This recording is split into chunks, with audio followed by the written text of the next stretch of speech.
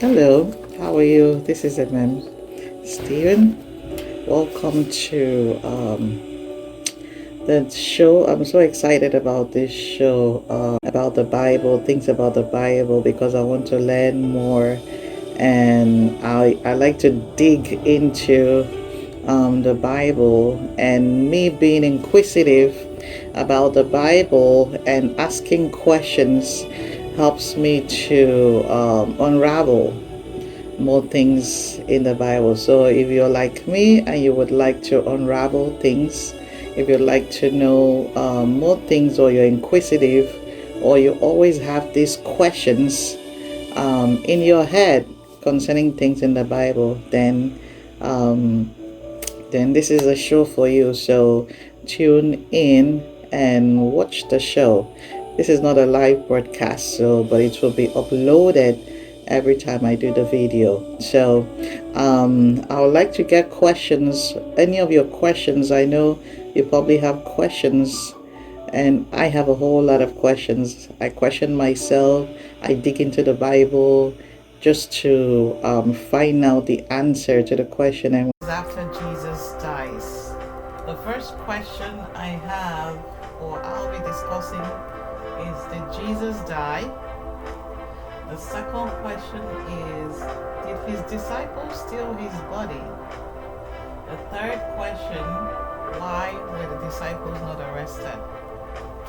So those are the three questions we're going to be addressing today. So Matthew chapter 28.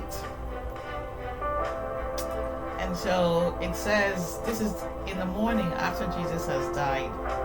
It resurrects. This is on the resurrection day.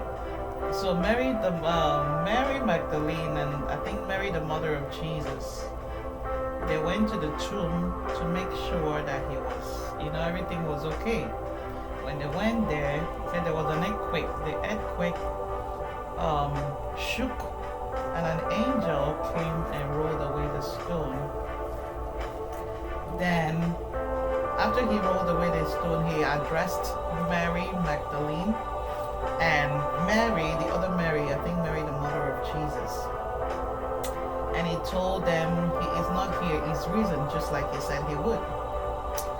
Okay, so now he tells them, go quickly and tell the disciples. After that, the guards, they left the tomb and they went and they told the chief priests what happened. And he says the elders and the priests consulted together and agreed to give lots of money to the soldiers to tell the people that the disciples had come and stolen the body of Jesus by night while the guards were sleeping. So this is the second question. Did the disciples steal his body? It says on record here in the Bible that the elders gave the guards money to lie and tell everybody that the disciples came and stole the body.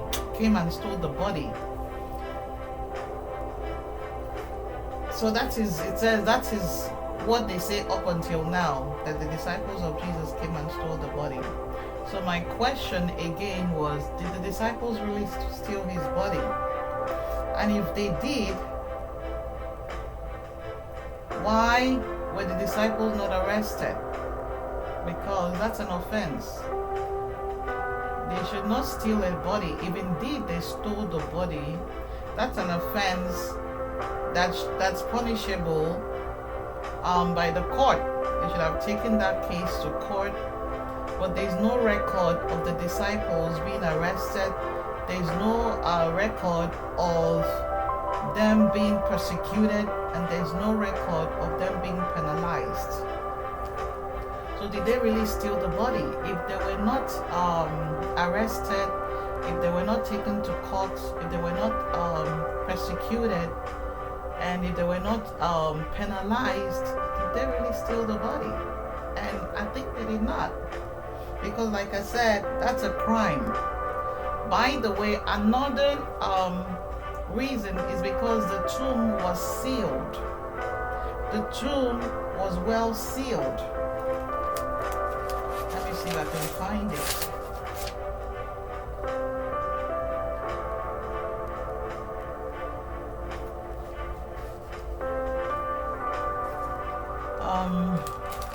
Matthew, I think 27. Matthew 27, I would say. It says Joseph, a man from Arimathea. His name is called Joseph. He's the one that went and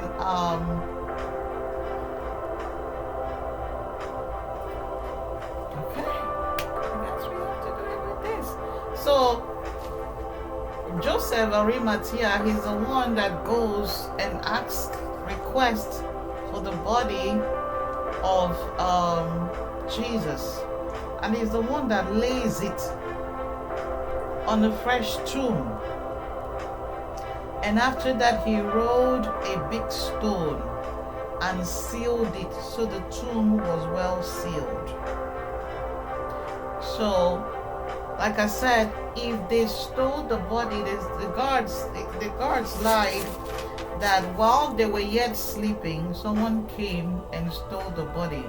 That's a tomb that was sealed with a big stone. If they steal the body, it's going to take a great amount of force to break the seal, to open the tomb, and before they can access the body, basically. So if the disciples broke into the tomb, they could have heard while they were breaking in. Somebody would have woken up. At least one of the guards would have heard the noise, because it's going to take a great amount of force to unseal the stone. It's not only is it going to take amount of force, it's going to take some kind of instrument to unseal it, to be able to open it. To be able to open that tomb, roll away the stone, even rolling away the stone also. All of that would have made some amount of noise, and somebody would have been awoken by it. The guards would have been awoken. But I don't think any of that happened. So, therefore, I don't think the disciples stole the body.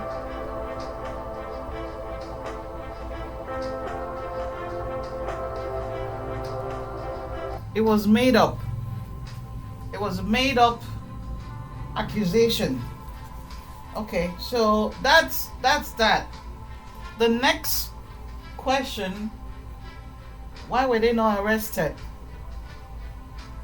If they stole the body, they could have been arrested, but there is no record of the disciples being arrested. Absolutely no record of them being arrested. Therefore, they did not steal the body of Jesus.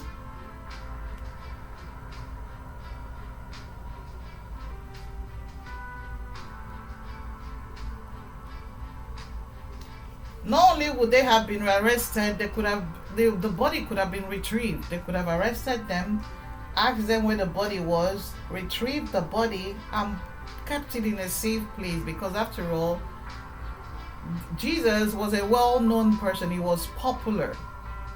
So the body could have been retrieved and put back in the tomb, or kept somewhere else where it would be safe.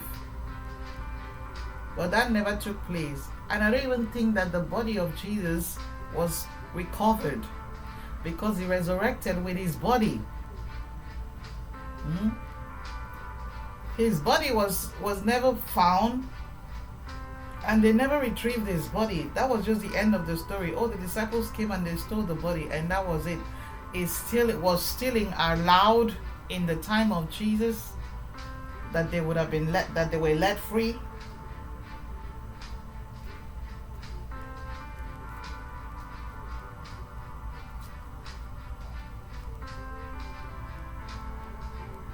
Another thing is that, okay, so they sold this news that his body was stolen, but did anyone even get to verify the report that it was actually the truth that the disciples stole the body? I'm not sure if anyone even cared to verify it. if the body was stolen or not. So did Jesus die? Yes, he died. Peter was there when they took him. Peter walked with him all the way to they reached where the high priest was. And the women, Mary the mother of Jesus, all the women that were there when they hung him on the cross, they saw him put on the cross. They washed him until he died. So he did die. Did he resurrect as he said he would? Yes, he resurrected. He told them he would resurrect. So when he met the women, he told them, go and tell my disciples that I have resurrected. And told them, go to Galilee and we will meet up there. He also said, tell them that I've resurrected just like I said I would.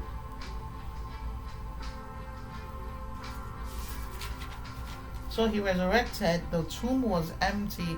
He wasn't in there. Actually, the women, they were there when the earthquake took place. They saw an angel of the Lord, who is the one that rolled away the stone. The angel spoke to them and told them he is risen. So he did die and he did resurrect, just like he said he would. So it says they left the tomb with great joy and they ran to tell the disciples. As they were going, Jesus met them. Jesus also met the women and he spoke to them, telling them, go and tell my disciples that I have risen.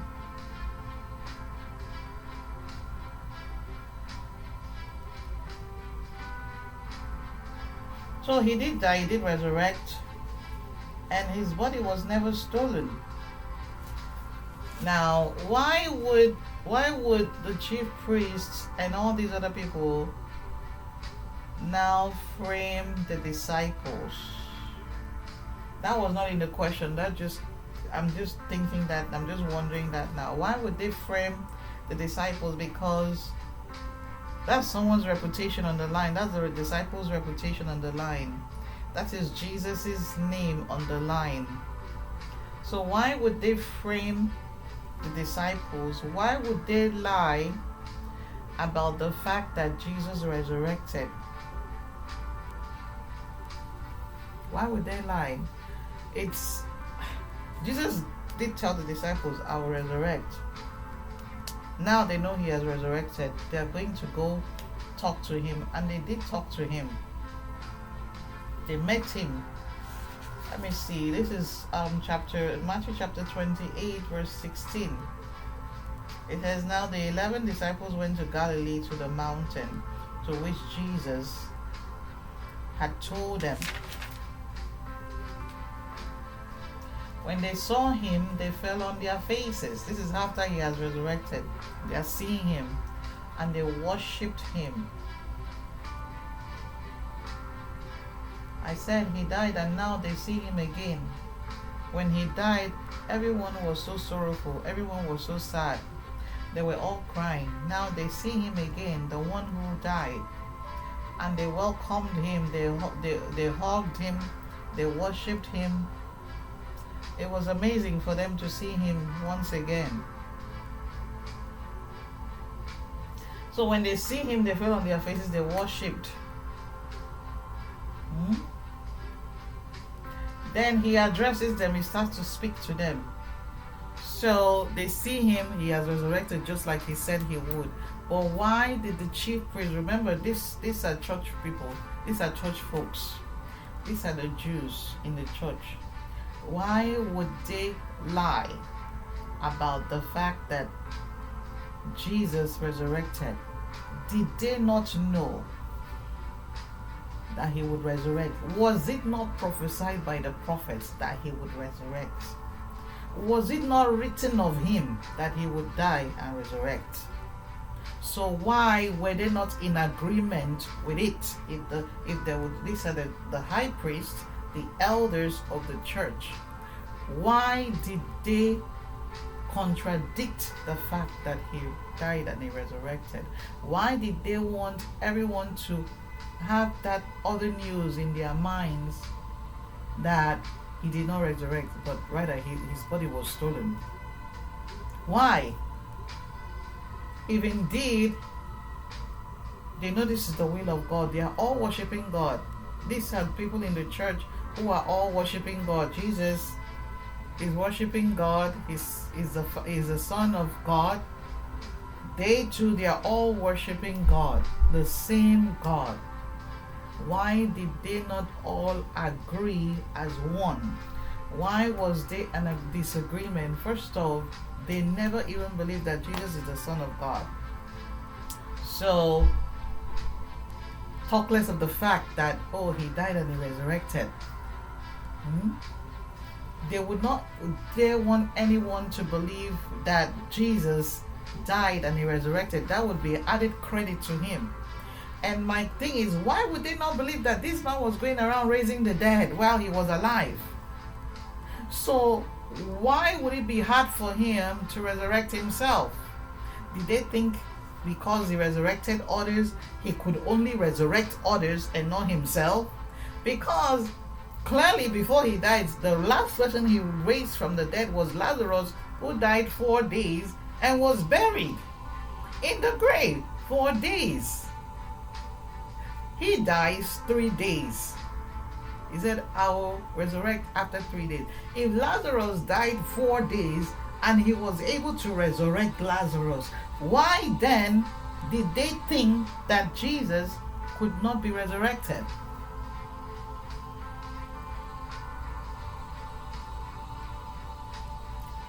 Lazarus is not even the only person that Jesus resurrected from the dead. There was a little girl who died. And Jesus said, she's sleeping.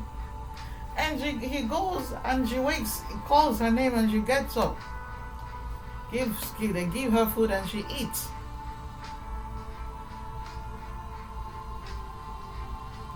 So why, if this guy is healing, not guy, but Jesus, but if he's healing other people that were dead, why did they think that he did not have enough power for him to resurrect himself? In order to validate the fact that he died and he rose. Why would they want to sell that? And did the people believe what they said about him, that he did not resurrect and that the disciples stole his body? Because clearly they were there, or they heard the news, oh, Lazarus died 4 days, and we were all there. Some people that were there, eyewitnesses, we saw him buried, he was smelling, and Jesus just came, called Lazarus, come forth, and he wakes up. So if they heard and they saw, why would they buy the news that he did not resurrect, rather that they stole his body? I want you to think about this, because I'm not sure why they wanted to sell that, while the chief priest and the elders of the church and all the Sadducees and Pharisees would want the people to believe this. Why would they want them to believe that? Did they think that would be added credit to Jesus? You would only say it will be added credit if he did not already do that before, but he's been doing that before, so that's not going to make any sense. You know, if this guy was healing other people, clearly he can resurrect himself. He can resurrect himself. I don't think it would be hard at all for Jesus to resurrect himself if he was resurrecting other people, or to heal himself if he was healing other people. I'm just saying, for example, you know. But yeah, these are the questions, you know, that I think about, you know. I ask myself these questions. So if you have any comments, if you have any contributions, put it on the comment section, like the show, and invite others. Subscribe also to the channel, and we'll be back next time. Next time there's another topic that I have to revisit, and that is Judas. Still Judas. I'm going to come back again and talk about Judas. Last time I talked about Judas. I'm still going to come back and talk about Judas next time. But yeah, thank you for watching the show. I hope the thing I was talking about, or the topic, made you think or wonder, But yeah. All right. Bye-bye.